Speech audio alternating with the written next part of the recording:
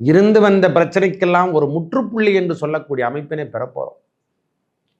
என்னங்க சுவாமி சொல்றீங்க? அர்த்தாஷ்டம சனியிலிருந்து நாம் விடுபட போகிறோம் என்று சொல்லக்கூடிய அமைப்பை பெறுகின்றோம். முதல்ல அதுதான் நம்மளுக்கு தேவையான அமைப்பே. முதல்ல அதை தெரிஞ்சுக்கணும். அர்த்தாஷ்டம சனியிலிருந்து நாம் விடுபடுகின்றோம். நம்மளுக்கு இது வரைக்கும் 4ஆம் இடத்துல இருந்தார் சனி பகவான்.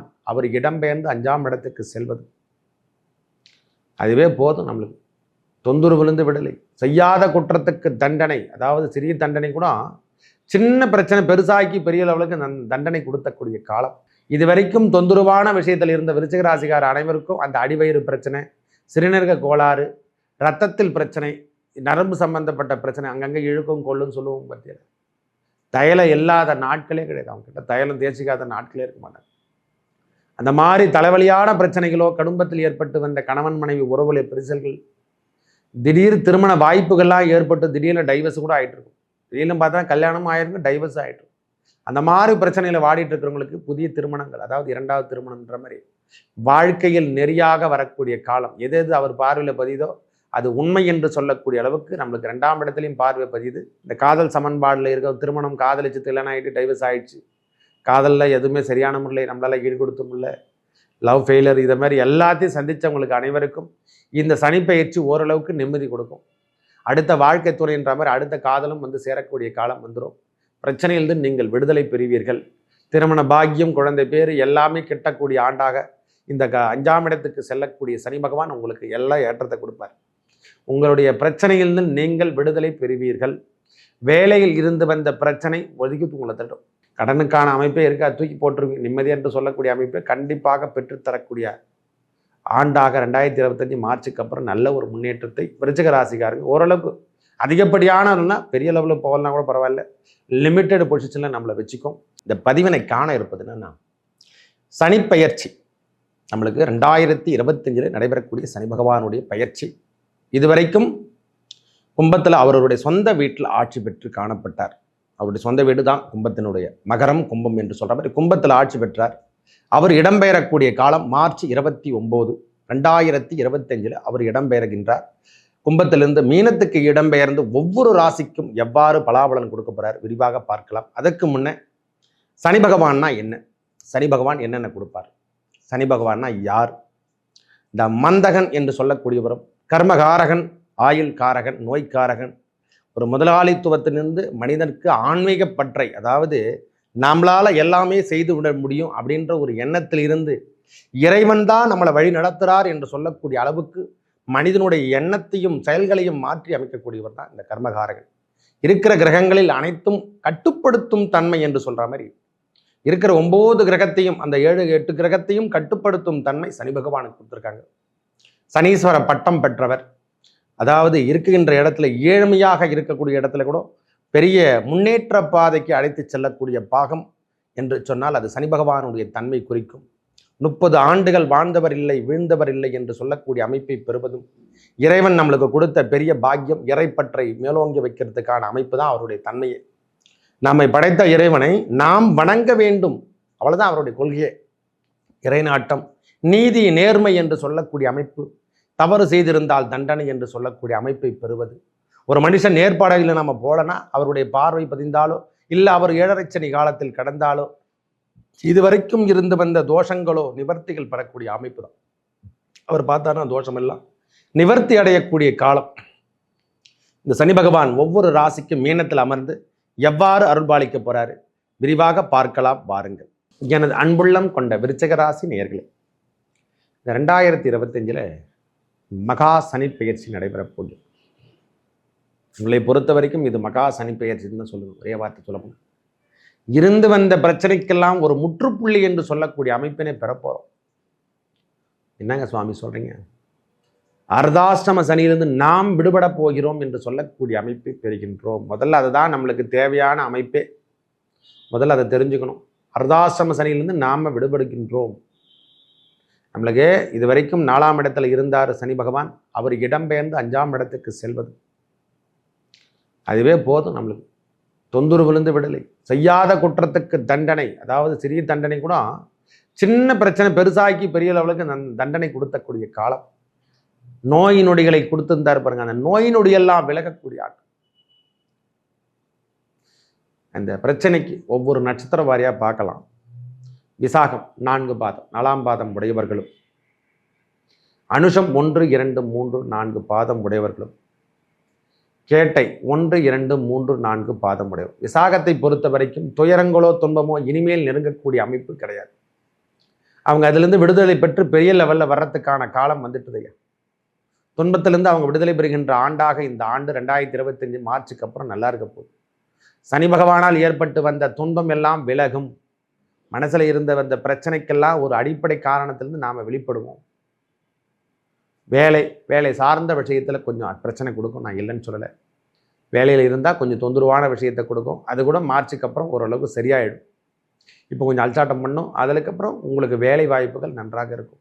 வீடு கட்டாமல் இருந்தால் அந்த பாக்கியம் எல்லாம் இந்த நேரத்தில் கிடைக்கும் சுவாமி. வீடு வாங்கலை, லோன் வாங்கலை, நம்மளுக்கு லோன் எதுவும் கிடைக்கல, லோன் ஒன்றும் சக்ஸஸ் ஆகலை அப்படின்னு நினைக்கிறவங்களுக்கு, நம்மளை கொடுத்துட்டும் முதல்ல ரொம்ப அதாவது முதலீடில் வச்சுட்டு நம்ம பேஜாரப்பட்டுட்டு இருக்கவங்களுக்கு, கொடுத்த உடனே நம்மளால் வாங்க முடியலன்னு நினைக்கிறவங்களுக்கெல்லாம் இது ஒரு நல்ல ஒரு முன்னேற்றத்தை தரும். அதுவும் இல்லாமல் அடுத்த கட்டளையாக இந்த அனுச நட்சத்திரக்காரர்களுக்கு நோய் நொடியிலிருந்து விடுதலை என்று சொல்லக்கூடிய அமைப்பு முதல்ல பெறப்படுறாங்க. முதல்ல மனுஷனுக்கு நோயில்லாத வாழ்வே குறைவற்ற செல்வம். செல்வம் எதிராக நோயற்ற வாழ்வே குறைவற்ற செல்வம் ஏன் சொன்னாங்க?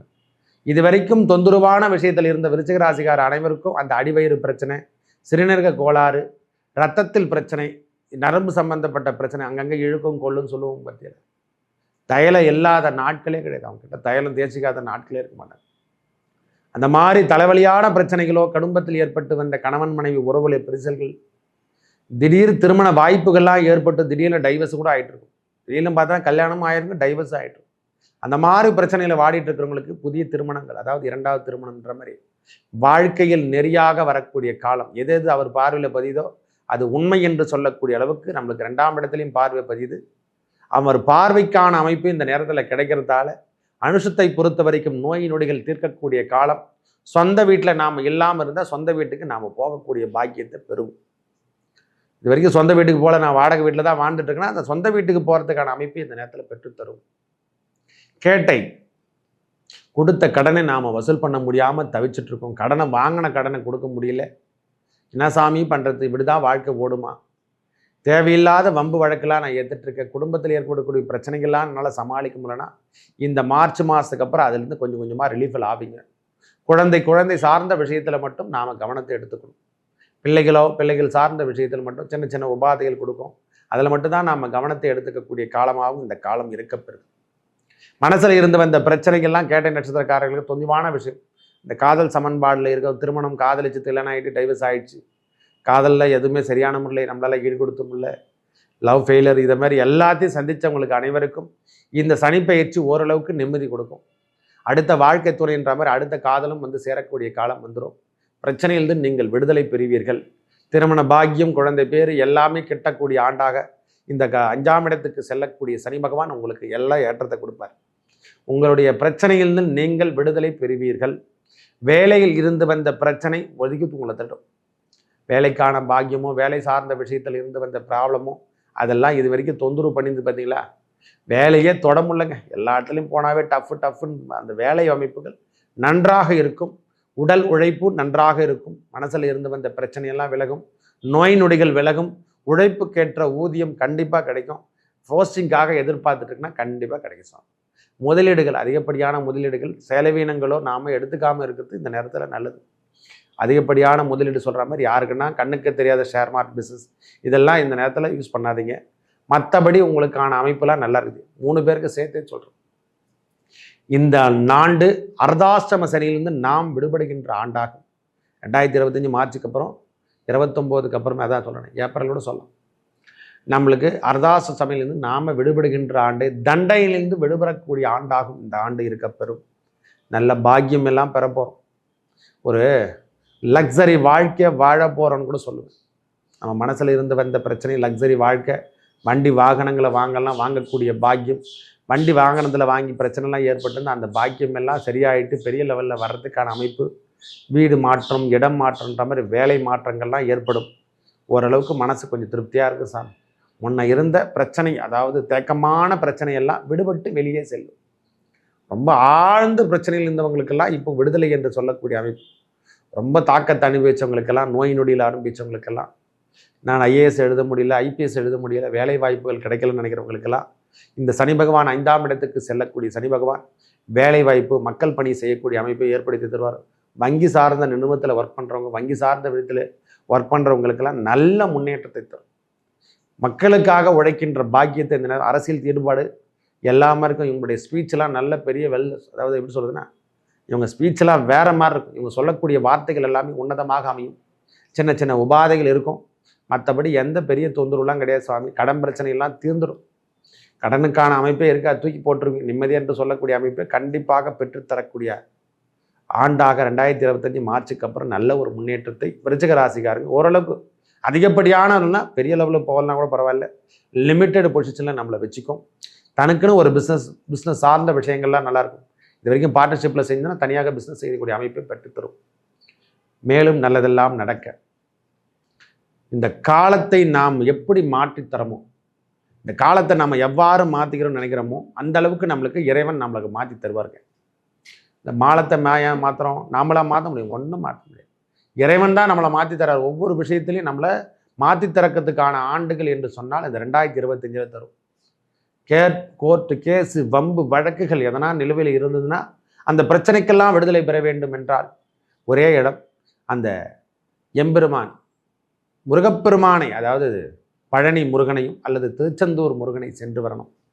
இறைவனை நாம விரதம் இருந்து சஷ்டி தினத்தில் வழிபட்டாலும் போதுமானதே.